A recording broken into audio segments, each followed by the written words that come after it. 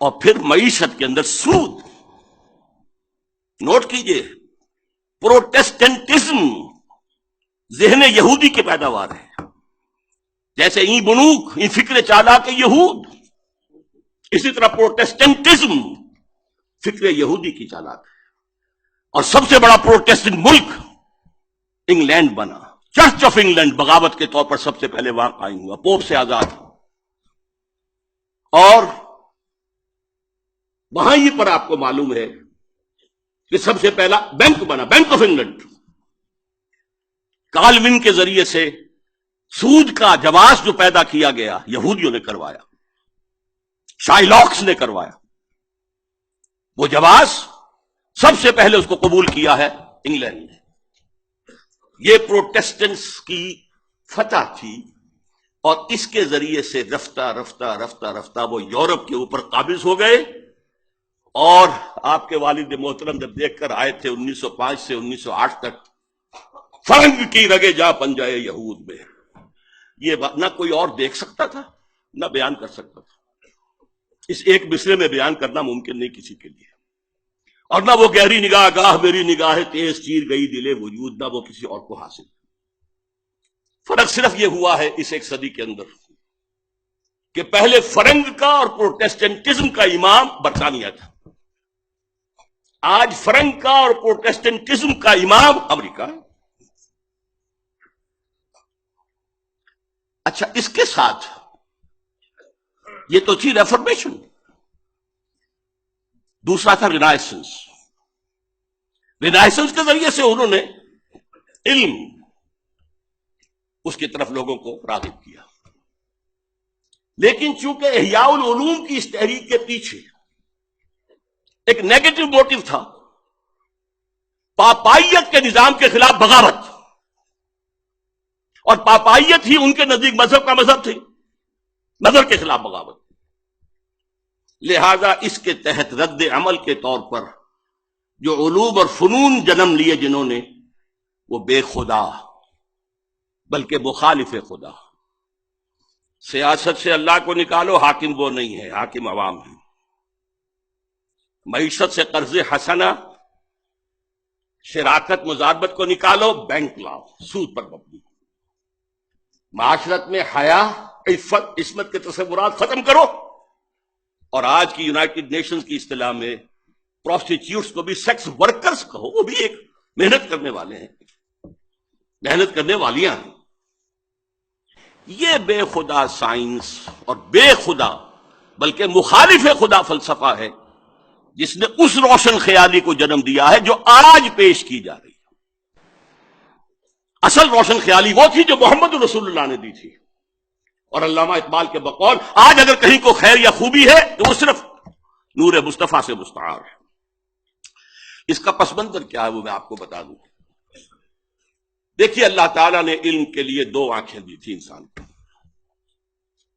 علم کی جو اہمیت آئی ہے وہ ابھی میں بتا چکا ہوں. قرآن مجید کہتا ہے کسی ایسی چیز کے پیچھے مت پڑو جس کی بنیاد علم پر نہ ہو. اچھا، اسی لیے یہ تمام توہمات آکلٹ سائنس، حالانکہ انہیں سائنس کہا گیا ہے، پامسٹری ہو، نجوم شناسی ہو، یہ چیزیں ان میں حقیقت ہے. اسلام نے اس کا انکار نہیں کیا. Science of numbers, science of colours وغیرہ وغیرہ جنہیں آپ کہتے ہیں آکلٹ سائنس، ہٹاؤ ان سے، توجہ ہٹاؤ. جادو حق ہے مت کرو، کفر ہے. یہ نہیں کہا کہ یہ نفی کی ہے کہ ان میں کوئی حقیقت ہے ہی نہیں. تمہاری توجہ نہیں ہونی چاہیے. تمہیں ہم نے 2 آنکھیں دی ہیں. اور سورہ بقرہ کے 4تھے رکوع میں اول دوم دونوں آنکھوں کا ذکر ہے.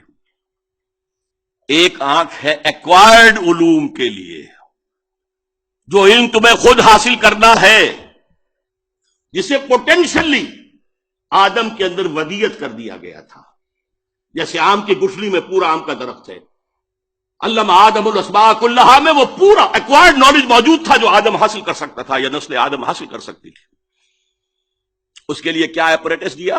ان السمع والبصر والفؤاد، ان 3 چیزوں کو بروئے کار لاؤ اور قدم بقدم بڑھتے چلے جاؤ.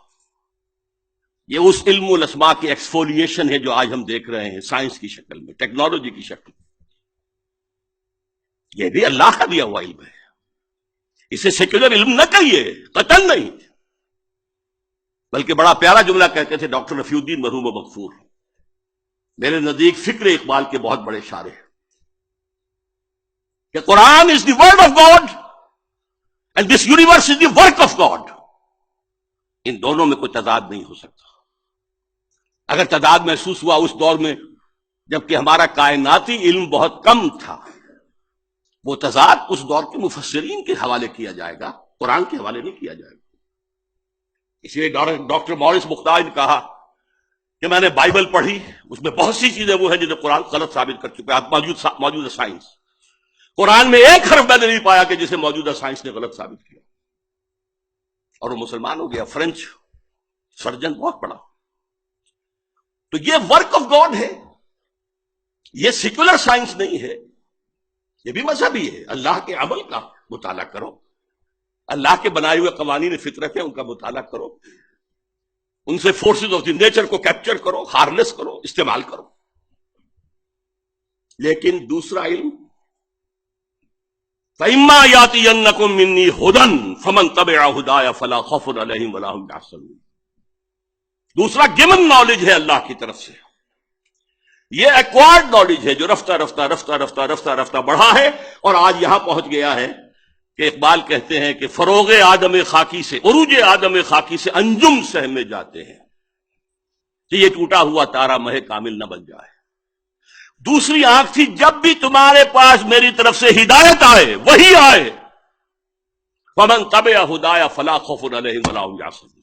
یہ دو آنکھیں تھیں، وہی اور اکتسابی علم.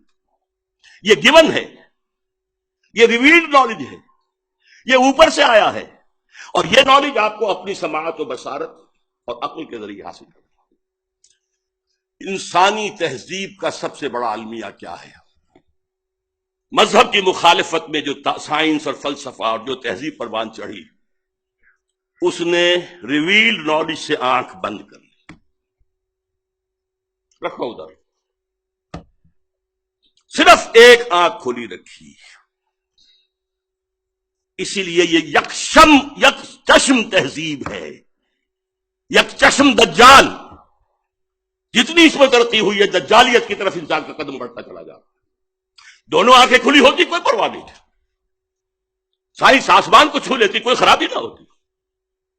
ہدایت عملی زندگی کے اندر حاصل کرو وحی کے ذریعے سے، ریویل نالج کے ذریعے سے.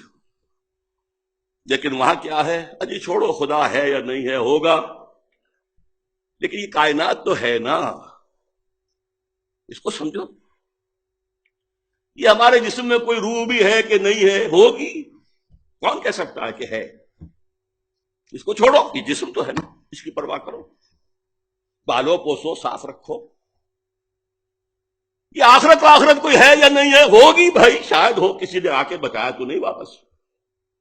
یہ دنیا تو ہے، اسے بناؤ، حاصل کرو، آسائشیں لو، بہبود بھی کرو لوگوں کی، لیکن ساری توجہ دنیا پر، روح کی بجائے جسم پر، اللہ کی بجائے کائنات پر. یہ صرف شفٹ آف ایمفیسس ہے جس نے کہ تہذیب، تمدن، فکر، فلسفہ سب کا رخ بدل دیا، یک چشمی بنا دیا. ورنہ میں آپ کو بتاتا ہوں، اور علامہ اقبال نے اس آیت مبارکہ کو اپنے فلسفہ خودی کی سورس قرار دیا، جس کے راوی ہیں سید نذیر نیازی مرحوم. علامہ نے کہا میرے فلسفہ خودی کی سورس سورہ حشر کی آیت ہے، وَلَا تَكُونُوا كَالَّذِينَ نَسُوا اللَّهَ فَأَنسَاهُمْ أَنفُسَهُمْ أُولَٰئِكَ هُمُ الْفَاسِقُونَ. ان لوگوں کے مانند نہ ہو جانا جنہوں نے اللہ کو بھلا دیا تو اللہ انہیں اپنے آپ سے غافل کر دیا. یہی فاسق ہے. یہ اپنا آپ کون سا ہے جس سے انسان غافل ہوتا ہے؟ کیا اپنے پیٹ سے کوئی غافل ہے؟ کوئی اپنے جسم سے غافل ہے؟ تھوڑا سا چھالا نکلا ہے انگلی میں تو دوڑتے ہیں ڈاکٹر کے پاس. دانت میں درد ہو تو جا کر ڈینٹسٹ کو رات کے 1 بجے بھی آپ اس کے گھر پر دروازہ توڑ دیں گے. لیکن روح ہے یا نہیں، اس سے ہم بے پرواہ ہو. وَلَا تَكُونُوا كَالَّذِينَ نَسُوا اللَّهَ فَأَنسَاهُمْ أَنفُسَهُمْ. انہوں نے اللہ کو بلایا تو اللہ نے انہیں اپنے آپ سے غافل کر دیا. اسی کا کانورس ہے جو بعض صوفیہ کا قول ہے، من عرف نفسہ فقد عرف ربہ، جس نے اپنے آپ کو پہچان لیا اس نے خدا کو پہچان لیا۔ اس لیے کہ ہمارے اندر وہ ڈیوائن سپارک ہے، وہ روح ملکوتی ہے، وَنَفَخْتُ فِيهِ مِن رُوحِي، جسے قرآن 2 جگہ کہہ رہا ہے، اللہ کی اپنی روح اس میں سے پھونکا۔ بہرحال اس نئی تہذیب کے تحت جو روشن خیالی آ رہی ہے وہ مجسم دجالیت ہے۔ اس دجالیت کا یوں سمجھیے میں نے 3 لحاظوں سے تشبیہ دی ہے۔ جب ملیریا بخار چڑھتا تھا تو اتنی سردی اور اتنی وہ ہوتی تھی، ایک لحاظ ڈالا، دوسرا ڈالا، تیسرا ڈالا۔ سب سے اوپر کا لحاظ سیکولرزم، زندگی کے مین دھارے سے خدا کو نکال باہر کرو، کال پکڑ کر جاؤ، مسجد میں رہو، مندر میں رہو، سینیگاگز میں رہو، چرچ میں رہو، ہم آئیں گے درشن کر لیں گے، ڈنڈوت کر دیں گے، بس۔ ہماری سیاست، ہماری ریاست، ہمارے قوانین، ہمارے نظام سیاسی، نظام معاشی، ہمارا تصور سماجی اقدار، سوشل ویلیوز، ہمارا تصور سماجی خرابی ہے، سوشل ایونز کا، یہ ہم کریں گے۔ نتھنگ ڈوئنگ، آپ بیٹھے مسجد میں بیٹھے، آئیں گے ہم 5 وقت آئیں گے، درشن کریں گے آپ۔ یہ پہلا لحاظ ہے جو پوری کائنات، پورے زمین کو اس وقت انگلف کیے ہوئے۔ دوسرا لحاظ انٹرسٹ بیسڈ کیپیٹلزم، پوری دنیا، بینکنگ، یہ بنوک، یہ فکر چادا کہ یہود نور حق 80 نئے آدم ربود۔ اور کیا بات کہی ہے عزیزم عاکف سعید نے، اس کا دوسرا شعر نہیں پڑھا، تا کہو بالا نہ گردد این نظام، دانش و تہذیب و دین سودائے خام۔ جب تک یہ بینکوں کا نظام تو ہو بالا نہیں ہوتا، ختم نہیں ہوتا، اپروٹ نہیں ہوتا، اس وقت تک دانش، کیا بات کرتے ہو دانش کی، تہذیب، کیا بات کرتے ہو تہذیب کی، دین، کیا بات کرتے ہو دین کی، سودائے خام، یہ تو بڑے کچے خیالات ہیں۔ دوسرا لحاظ بھی گلوبل ہے۔ تیسرا لحاظ البتہ ابھی کچھ مشرقی ممالک، خصوصاً مسلمان ممالک پر پوری طرح نہیں اڑا ہے۔ وہ اگر آپ protocols of designs, elders of designs پڑھیں گے تو معلوم ہوگا کہ یہ بھی ایک پورے پلان کے تحت ہو رہا ہے۔ شرم و حیا کے تصور نکال باہر کرو، عصمت و عفت کا تصور نکال باہر کرو۔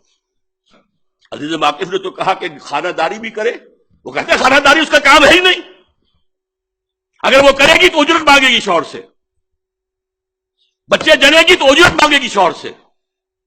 یہ تو social engineering program of United Nations assembly کا ہے، جس کا سب سے بڑا جو ہے چمچہ اس وقت صدر مشرف بنا ہوا ہے۔ پوری دنیا میں کہیں نہیں ہے کہ عورتوں کو اس طریقے سے سیٹیں، ڈیموکریسی کا معجزہ ہمارے برابر موجود ہے انڈیا، معجزہ مانتی ہے دنیا اس کو۔ یہ مانا جاتا ہے کہ ڈیموکریسی جو ہے وہ لو پرسنٹیج آف لٹریسی کے ساتھ نہیں چل سکتی، اور وہاں چل رہی ہے، یہ معجزہ ہے۔ اسی لیے وہ ہندوستان کی پرستش کرتے ہیں، ڈیموکریسی ان کا مذہب ہے، امریکہ میں نہیں ہے، کہاں ہے؟ لیکن وہ شیطان کے چمچے جو ہیں وہ شیطان کو کوئی کان قطر دیں گے، اس کو بھی پیچھے چھوڑ جائیں گے۔ هي الحلقات تحفظني بآيات من القرآن، هي الحلقات تملأني بحب المصطفى العدنان، هي الحلقات تحفظني